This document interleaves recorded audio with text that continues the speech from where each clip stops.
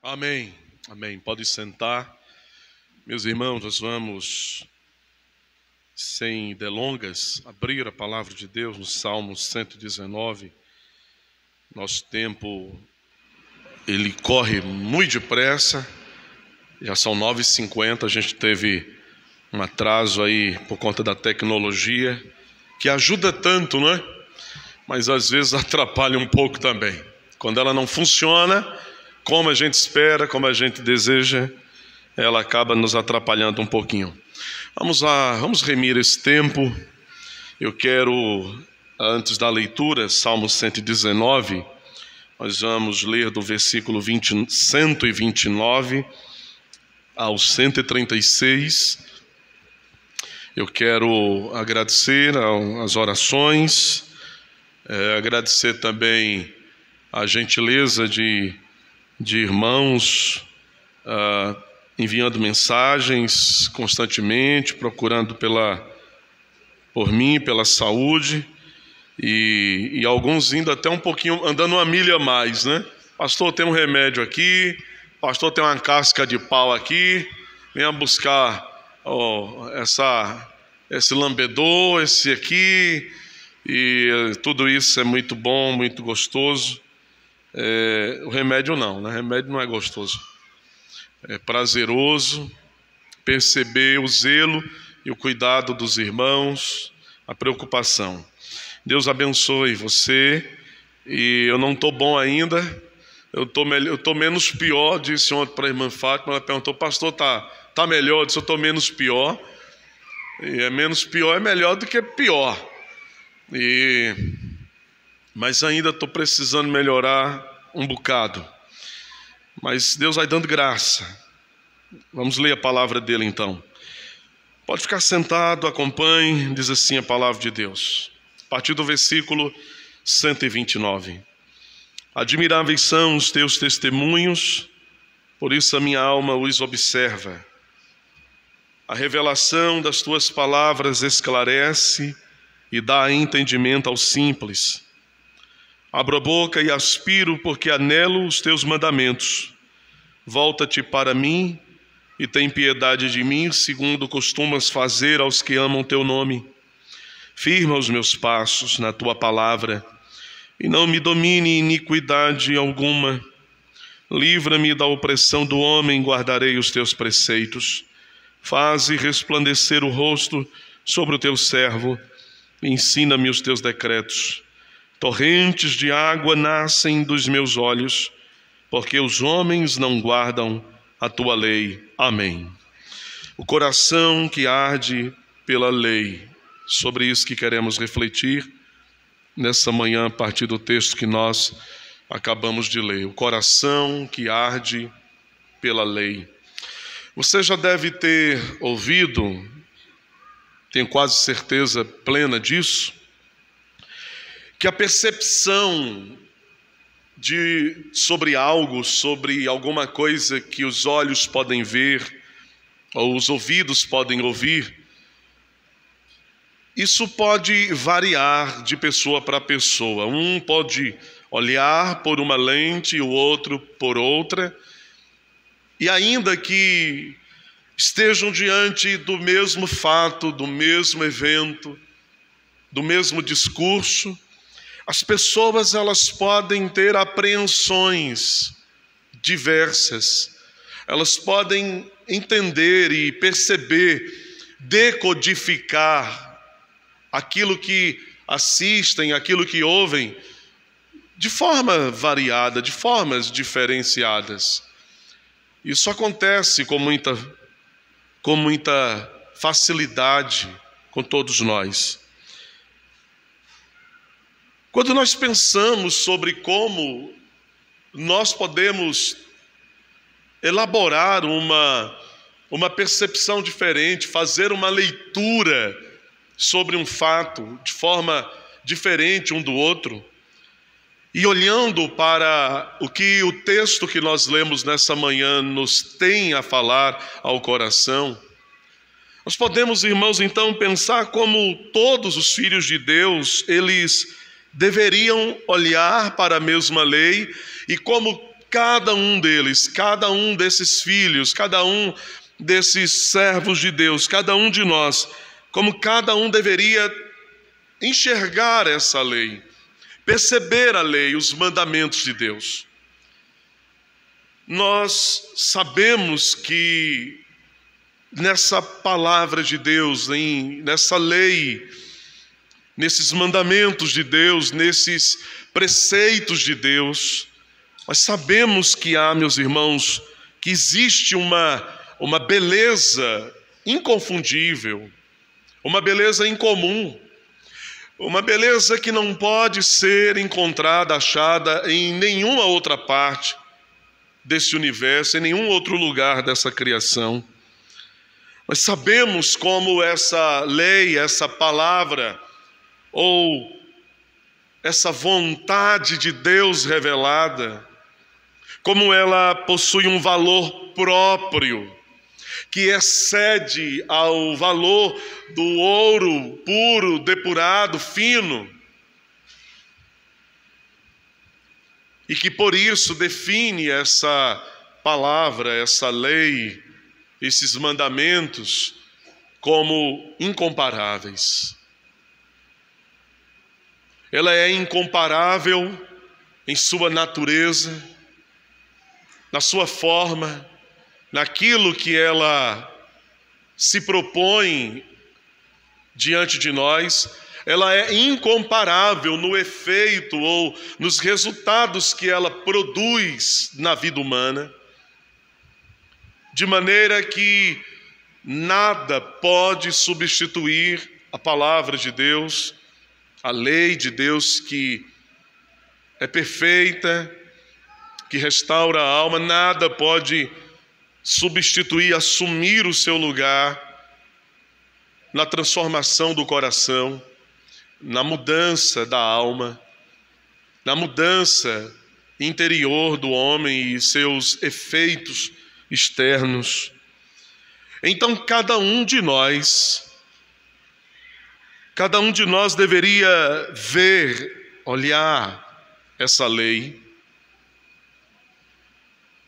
e enxergar de uma forma muito unânime todos esses aspectos de beleza, de valor, de efeito, daquilo que ela produz, e a partir então dessa percepção uniforme que nós deveríamos ter da lei, então expressar nossa paixão por ela, nosso desejo por ela,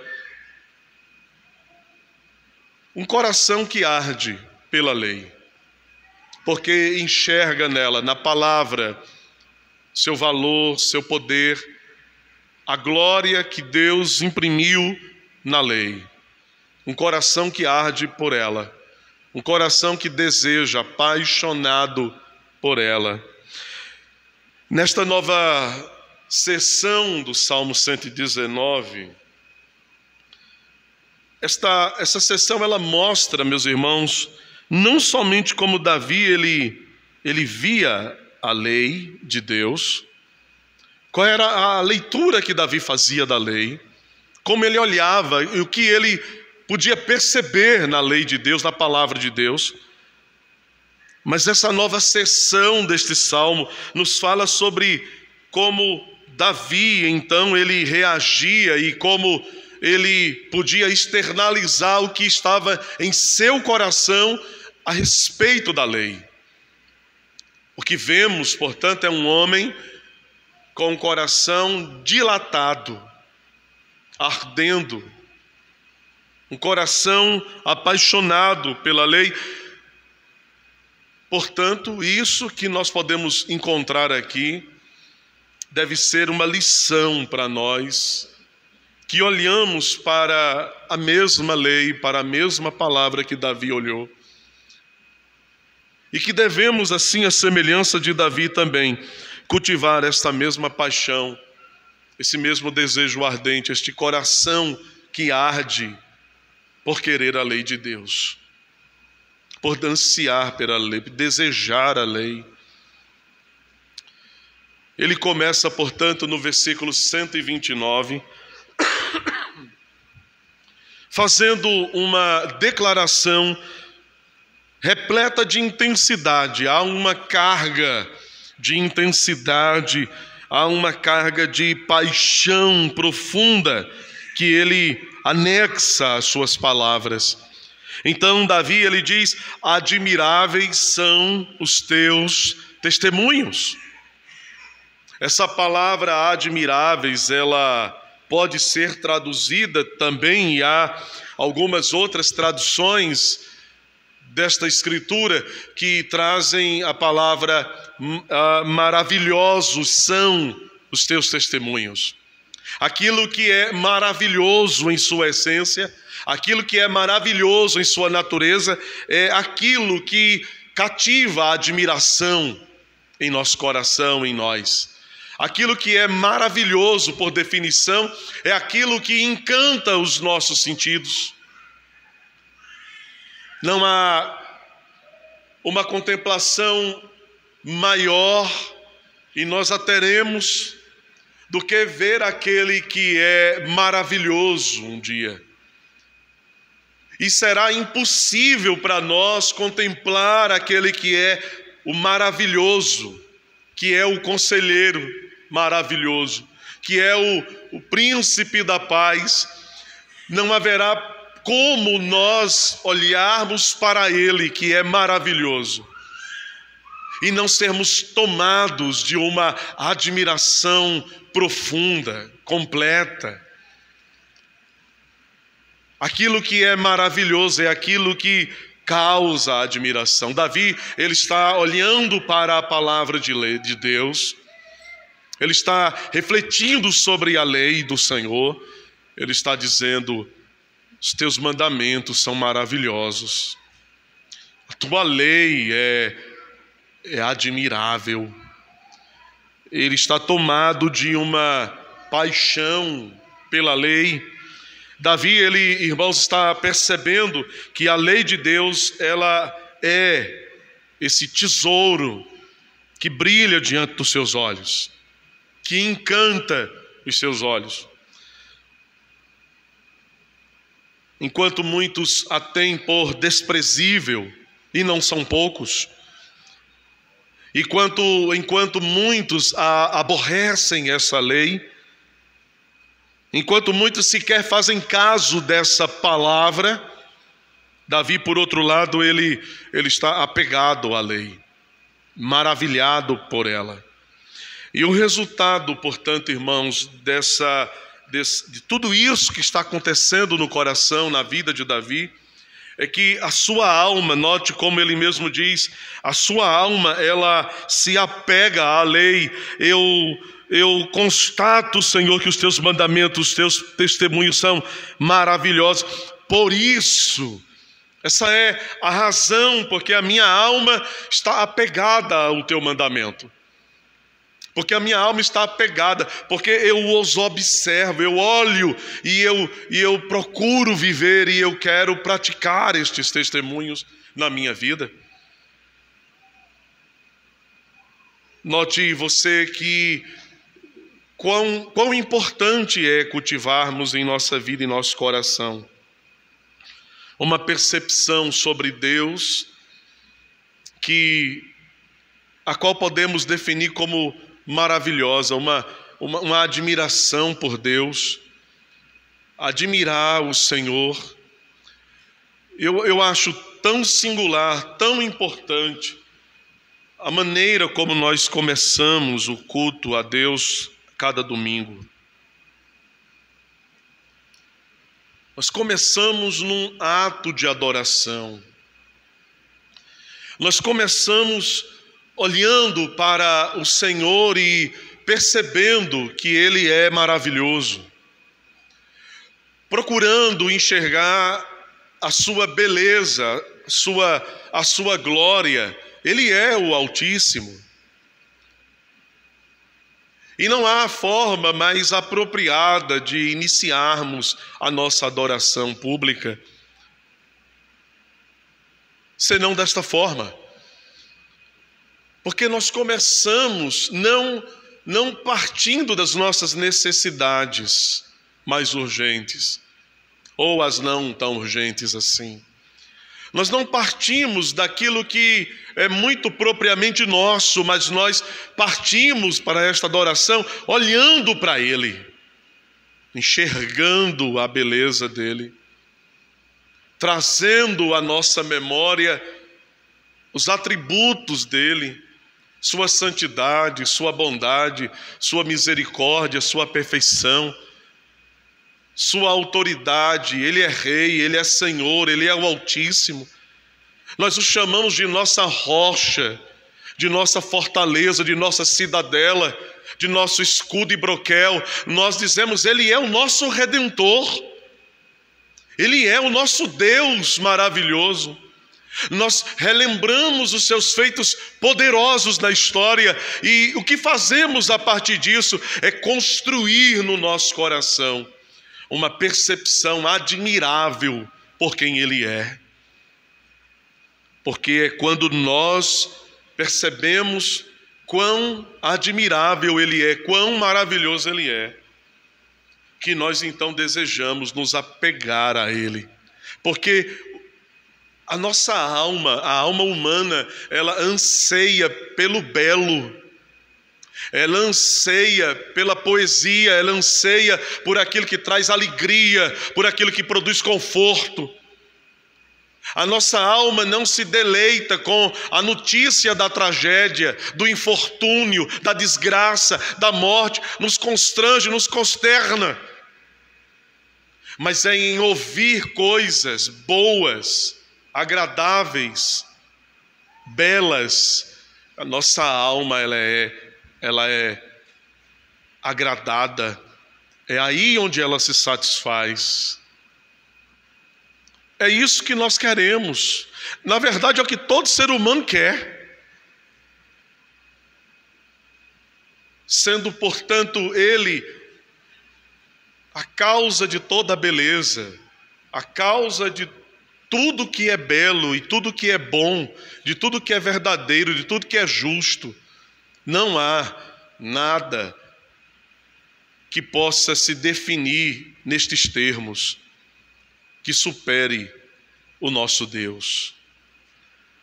Admirá-lo, perceber em suas palavras, nas expressões que saem de sua boca, a sua beleza, a sua grandeza, significa desejar nos apegar a Ele.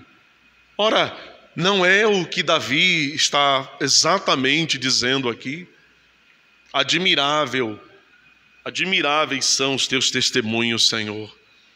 Por isso, porque são admiráveis, porque são extraordinariamente belos, eu me apego a eles. Eu desejo estar com eles. Que lição é essa? Há um senso profundo de reverência que é gerado no meio de tudo isso.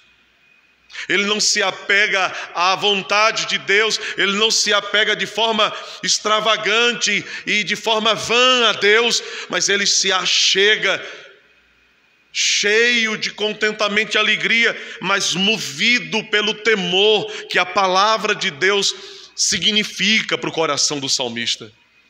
Observe que na sequência daquilo que ele diz, ele expande essa ideia, ele diz: a revelação das tuas palavras esclarece.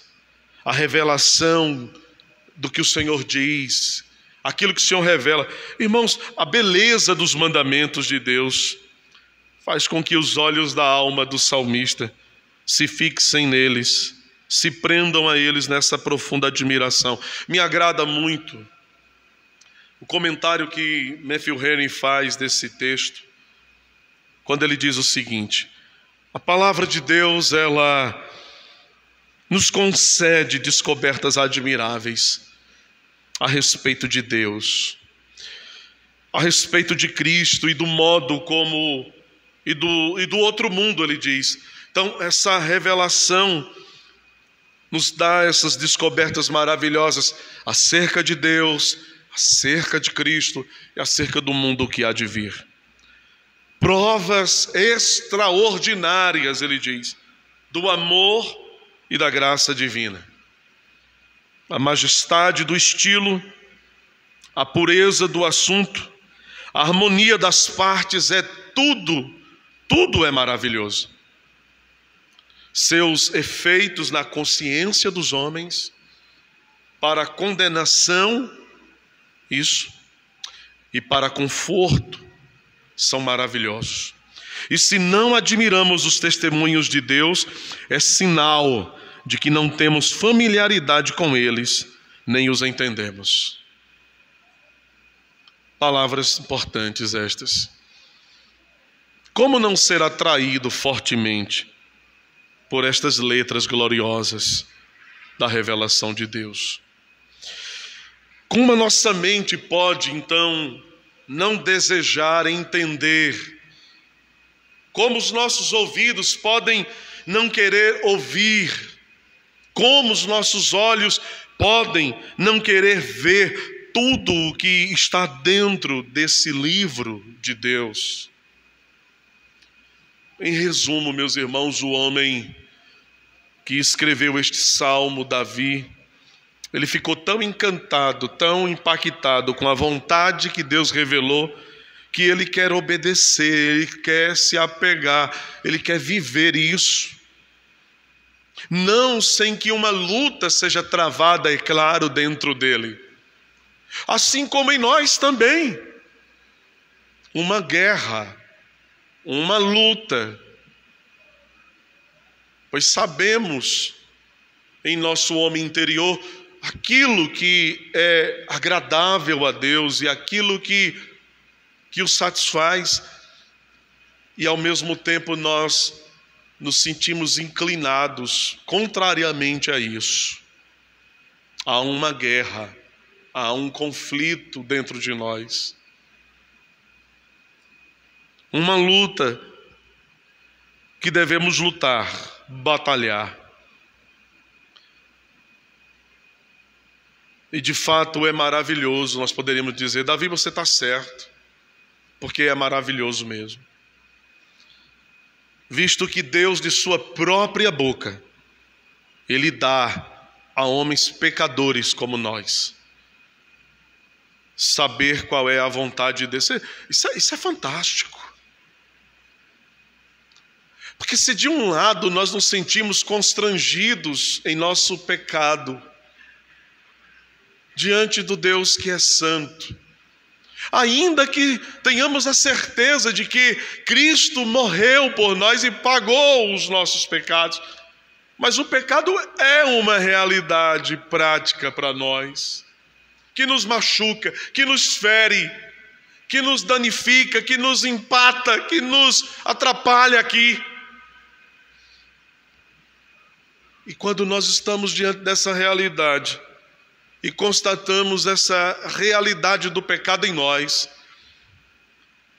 ao mesmo tempo nós somos tomados, e eu queria que você se deixasse ser levado pelas palavras do salmista, pela obra do Espírito de Deus, a entender que apesar disso, é maravilhoso. E o que Deus quer produzir em nós é essa contemplação do maravilhoso. E por que é maravilhoso? É maravilhoso porque, apesar de sermos pecadores, esse Deus, Ele revelou a sua vontade a homens pecadores. Isso é um privilégio. Saber qual é a vontade do nosso Criador, do Senhor, do nosso Deus. Não apenas Ele guardava em sua mente esses testemunhos de Deus, como se fosse mera informação intelectual, mas a alma do salmista se apegava aos mandamentos. Quanto mais ele se maravilhava com a revelação, mais ele queria estar. É por isso que no verso 130 ele diz: a revelação das tuas palavras esclarece. Há uma outra tradução que diz assim: A entrada das tuas palavras é luz. E é interessante essa tradução. Ela talvez nos ajude a entender mais rapidamente o que Davi quer dizer de fato aqui no versículo 130. A entrada da luz, ou a entrada das tuas palavras é luz, ou a tua palavra quando entra em mim, ilumina os meus olhos, ilumina o meu entendimento, me faz entender.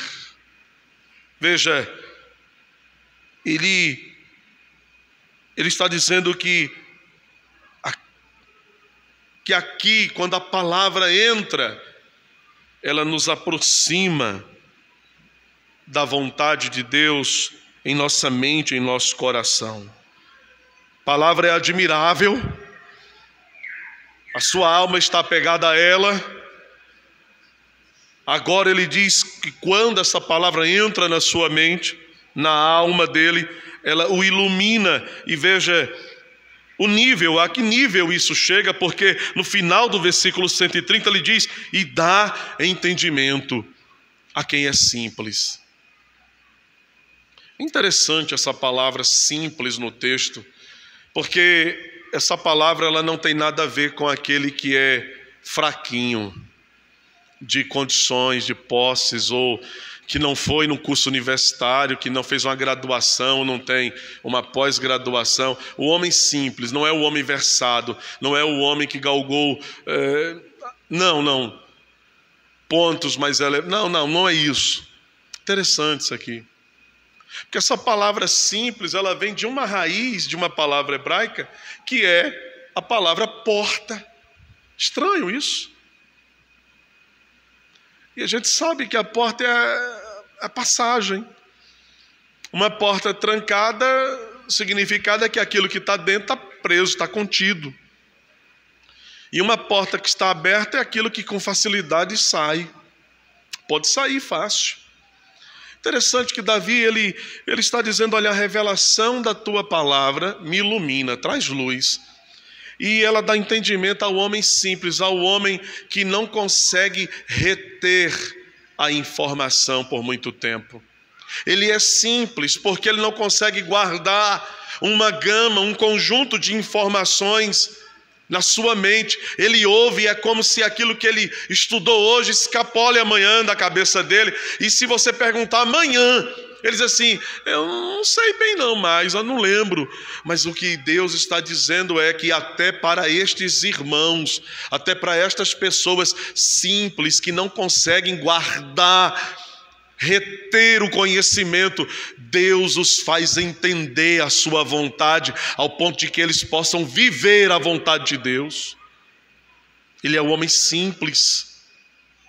Deus dá o entendimento. Você pode ter o conhecimento, que é o acúmulo da informação, mas alguém pode ter vasto conhecimento e não ter entendimento. Assim como alguém pode ter zelo profundo sem entendimento. Era o caso de Paulo. Conhece, mas não entende isso, como isso, qual é a dinâmica, qual é a razão desse conhecimento, para que ele serve, como ser aplicado.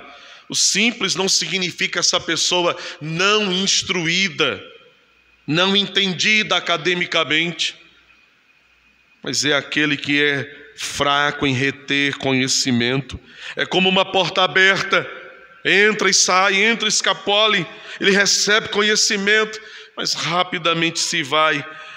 Mas Deus é tão bom que mesmo para com estes ele os faz entender que não há outro Deus. Ele os faz entender que só há perdão em Cristo Jesus. Ele os faz entender que Deus tem um lugar preparado para eles. Talvez eu possa, outros irmãos, dar uma aula muito boa de cristologia e falar de tanta coisa importante a nível de conhecimento sobre a pessoa e obra de Cristo, e alguns vão ouvir isso atentamente, mas amanhã eles não vão ter retido nada, não vão guardar nada daquilo, mas ainda assim eles saberão que Jesus morreu para pagar os seus pecados e que Ele é o seu único e suficiente Salvador. É este entendimento que Deus dá ao homem, que não pode ser alcançado pelas vias de um discurso acadêmico, de um declarar de palavras, porque o entendimento sobre Deus e a verdade de Deus é obra do Espírito de Deus no coração do homem. É Ele quem nos convence desse entendimento. Davi, então, ele diz na sequência: agora eu abro a minha boca. E o que ele faz quando abre a boca? Versículo 130, eu aspiro. Olha que coisa interessante que ele está dizendo. Veja como ele constrói todo esse entendimento, como ele desenvolve isso. Afinal, irmãos, quando nós abrimos a boca para puxar o ar, em que momento a gente faz isso?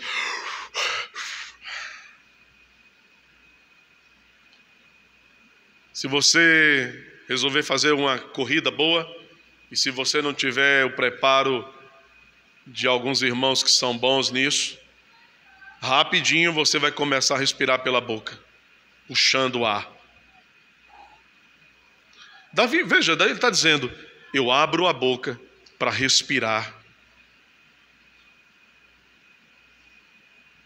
Eu abro a boca para respirar. Quando é que a gente abre a boca para respirar?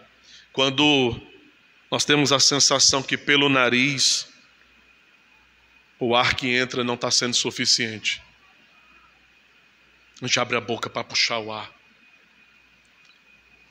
A gente abre a boca para encher os pulmões. E isso acontece quando nossa necessidade de oxigênio de ar parece que se torna maior do que antes. Ela cresce, a gente quer respirar mais. Quando isso acontece, é como se dessemos conta de quão valioso é o ar que nós respiramos, não é? Se você já passou pela experiência horrorosa, eu não, mas de perceber que respirando pelo nariz não entra, parece que não entra ar suficiente nos pulmões, sabe? Você abre a boca porque você quer se aliviar, você quer viver, é o corpo lutando, é a vida lutando para permanecer, e você... Aí parece que a gente percebe como é precioso respirar, né? O ar, que a gente está respirando todo o tempo, mesmo dormindo está respirando, mas a gente não para pensar no valor disso exatamente. Coisas ordinárias da vida, mas que são essenciais para ela ser mantida. A gente quer respirar. Mas quando é que a gente percebe o valor disso, o significado disso? Quando parece que o que está entrando aqui pelo nariz é pouco, e a gente... Veja, Spurgeon, ele vai comentar isso, ele vai dizer assim: o desejo ampliado é um dos primeiros frutos da compreensão que nos foi dada pelo Senhor. O desejo que cresce, o desejo ampliado, é um fruto daquele entendimento que Deus nos dá sobre Ele, sobre a sua vontade. Não é isso que Davi está dizendo aqui, veja. Abro a boca para respirar. E por que ele faz isso? Porque anelo os teus mandamentos. Eu anelo. A ideia que está contida aqui é que o salmista, tendo a sua alma iluminada pela palavra, como ele disse há pouco, tendo ele compreendido profundamente a vontade de Deus, o seu desejo agora que aumenta, como alguém que não basta respirar pelo nariz, mas quer respirar pela boca, porque ele quer mais ar. Agora o salmista está dizendo: eu compreendi, eu entendi, o Senhor me deu isso, agora eu quero mais. Eu abro a boca para respirar, eu quero mais do Senhor, mais da sua palavra. Eu quero mais. Veja a intensidade disso, o desejo aumenta. Quanto mais nós conhecemos a Deus, mais o desejo por Ele, de andar com Ele, de conhecê-lo, de aprender dEle, aumenta, cresce. É o fruto do conhecimento, do entendimento sobre Deus. Davi, ele se dá conta disso. Esse desejo intenso, então, do salmista vai movê-lo numa direção. a direção que está descrita no verso 132, ele passa a orar de uma forma intensamente suplicante por piedade, por misericórdia. Ele diz: volta-te para mim, Senhor. Senhor, volta na minha direção. Tem piedade de mim, tem misericórdia de mim. Age comigo como o Senhor costuma fazer com todos aqueles que amam o teu nome, Senhor. Davi está de joelhos orando. Ele está orando a Deus, dizendo: venha ao meu favor. Ele está apelando pela misericórdia. Ele recebeu a revelação, puro fruto da graça. Ele já recebeu esse benefício. É um grande benefício Deus revelar aos pecadores a vontade dele. Não esqueçam disso. Davi já reconheceu isso agora há pouco. Ele disse: eu sou abençoado porque eu sou um pecador, mas o Senhor me revelou a sua palavra. Mas agora Davi está fazendo um outro pedido. E o pedido dele agora é por piedade, é por misericórdia. Está dizendo: Senhor, volte em minha direção. Senhor, tenha piedade de mim. Tenha misericórdia de mim.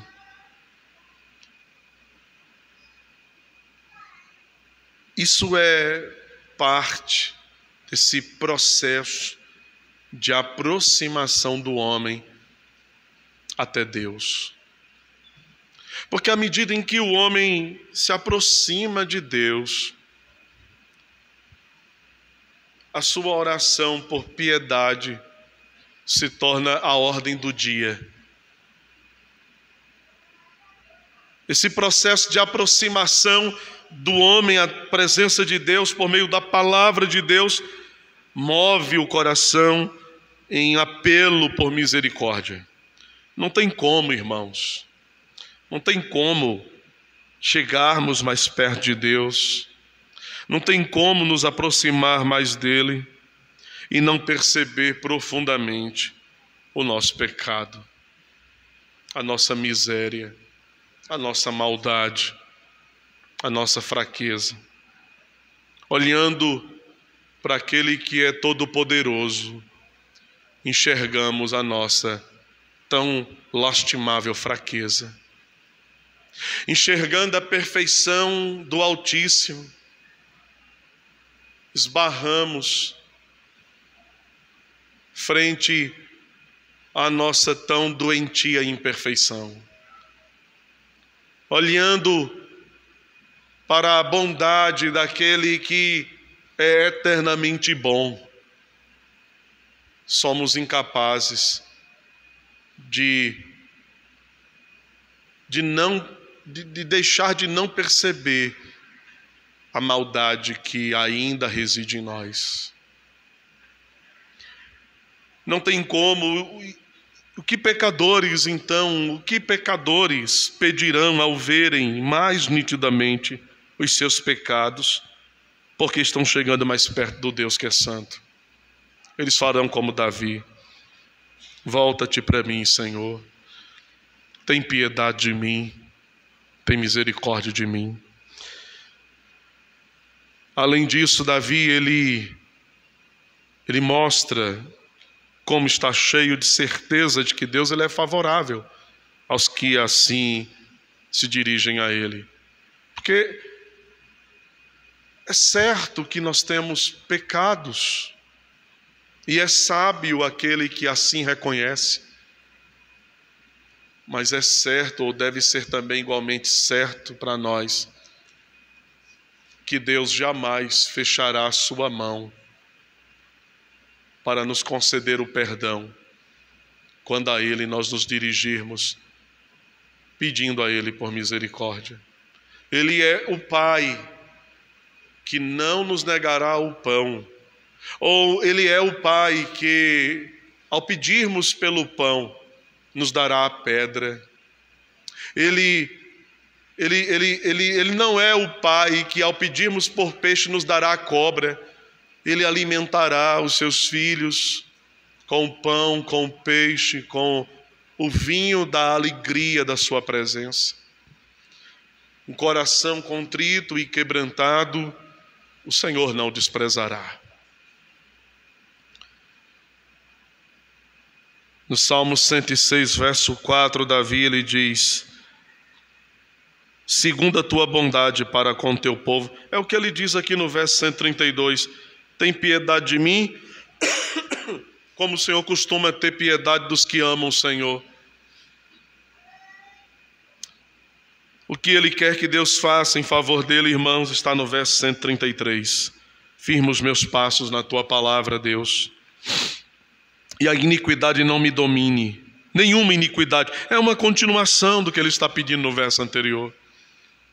O que ele deseja? Ele deseja que sua vida seja regulada em plena concordância pela palavra de Deus. O que nós queremos é isso. A nossa vida seja regulada pela plena palavra de Deus. Debaixo do domínio do pecado, o homem ele é arrastado para a iniquidade, mas liberto do poder do pecado, a vida do homem é firmada na vontade de Deus, porque ele agora é governado por ele. Davi está dizendo: Senhor, Senhor, que a iniquidade não me domine, que os meus pés estejam firmados na verdade, na tua palavra. Quem pode livrar como o Senhor? Quem pode livrar como o Senhor? E a resposta a essa pergunta vem da boca de Davi mesmo, no verso 134. Ele diz: livra-me da opressão do homem e guardarei os teus testemunhos. Quem pode livrar além do Senhor? Ou quem pode livrar como o Senhor? Davi está dizendo: somente o Senhor pode livrar como o Senhor. Apenas o Senhor. Ele está firmando a sua segurança no Deus que o livra, que o protege, que o guarda da opressão do homem. O homem é capaz de produzir intrigas, inquietações, calúnias. O homem é capaz de fazer guerras. Estamos em alerta, o mundo está ficando em alerta mais uma vez pelas guerras que os homens produzem, pelo dano que os homens causam, pelas feridas que os homens abrem. O homem é assim, ele rasga, ele destrói, ele fere, ele mancha, ele arruína a vida, ele estraga as coisas, ele produz calúnias e produz ameaças. Ele é capaz de tomar os bens do outro. Davi sabe disso. Ele sabe que os homens são capazes de produzirem grandes dores aos servos de Deus especialmente. Mas não obstante a isso, Davi, ele sabe também que Deus é o Deus que pode livrar os seus servos. E note você como no verso 135 ele diz: faze resplandecer o rosto. Ele está pedindo que o rosto de Deus brilhe sobre ele. Mas veja, ele não diz: resplandece o teu rosto sobre o rei. Resplandece o teu rosto sobre o teu servo. Este homem era rei. Esse homem era poderoso, esse homem tinha autoridade, esse homem tinha recursos. Ele era o rei, mas ele não se dirige a Deus como rei. Ele é o rei, mas quando se dirige a Deus, ele é o servo que depende do seu Senhor, que precisa do seu Senhor. Ele deseja receber o favor do Senhor, a fim de que o favor de Deus o guarde ou livre. Virar o rosto é uma expressão muito típica do Antigo Testamento. Virar favoravelmente é vir com misericórdia, e quando Deus vira o rosto contra alguém, é quando Deus remove toda a possibilidade de misericórdia.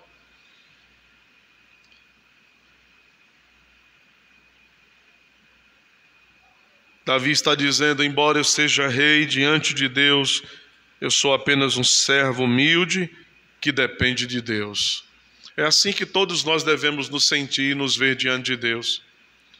Às vezes nos achamos senhores dos outros, nos sentimos os poderosos em relação aos outros. E a coisa mais estúpida que poderíamos fazer é, diante de Deus, agirmos como se fôssemos senhores e poderosos. aprendemos a lição do viver diante de Deus. Humildade que qualifica ou especifica os servos. Servos humildes diante de Deus. Ele termina com o verso 136, de modo semelhante como ele começou lá no verso 129. Se você não lembra mais, veja, no verso 129 ele diz: admiráveis são os teus testemunhos, por isso a minha alma os observa. Como ele termina a sessão? Da mesma forma.